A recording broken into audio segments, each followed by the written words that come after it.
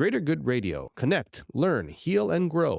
I always tell everyone we have like the nerdiest Hawaiian music story ever. For anyone who is not familiar with Pure Heart, how would you describe that and how did it form?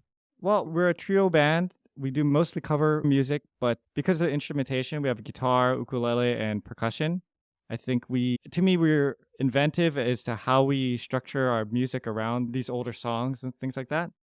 And back in 98, we released our first album and won a bunch of awards. And then 99 released our second album.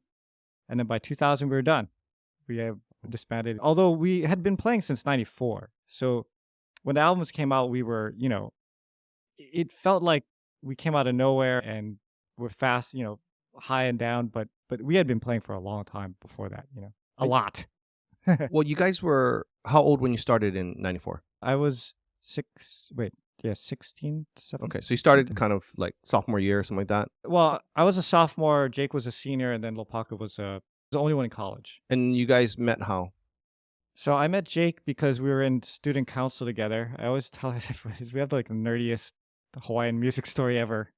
Yeah, I used to see him carrying his ukulele, and when I met Jake, I hadn't even played an instrument yet.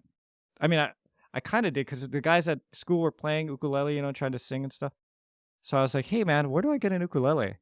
He's like, oh, go to Kamaka. So I got a Kamaka ukulele, and then, yeah. And then, so he and I then started playing together. Then, to make a long story short, Jake started working at House of Music in Ala Moana, and Lopaka worked there.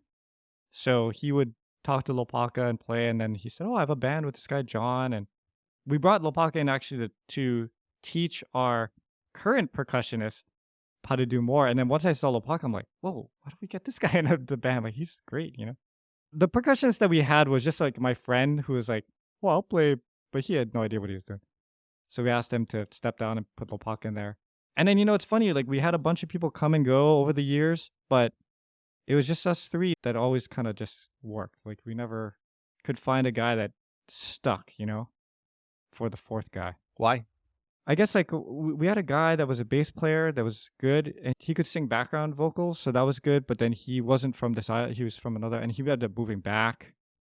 And we had another few guys that came in, personalities didn't match. We had a couple other guys that came in and you can tell, right? Like there's guys that want to play because they like the idea of being a musician. And then there's like musicians that just play because they have to. How do you tell that? You can tell because you see the level of improvement exponentially get better because they're playing all the time, right? And then they come to the practice, they're ready, they have new ideas, they try to contribute, right? Versus guys that they learn the songs, but then they just do the same thing all the time, right? It's just like anything. I mean, like if you have a craft, you have a skill. And an obsession. Yeah, an obsession, right? Because they'll come to the show and be like, hey, well, what if I tried this? Or I have this idea for that. That's where sometimes it leads to problems, right? Because sometimes the ideas other people don't like and then they get into it. But those are the ones that are the real, to me, musicians. If you resonate with Greater Good Radio, please join our community at www.greatergoodradio.com, where you can get access to exclusive content and offerings. Hope to see you soon.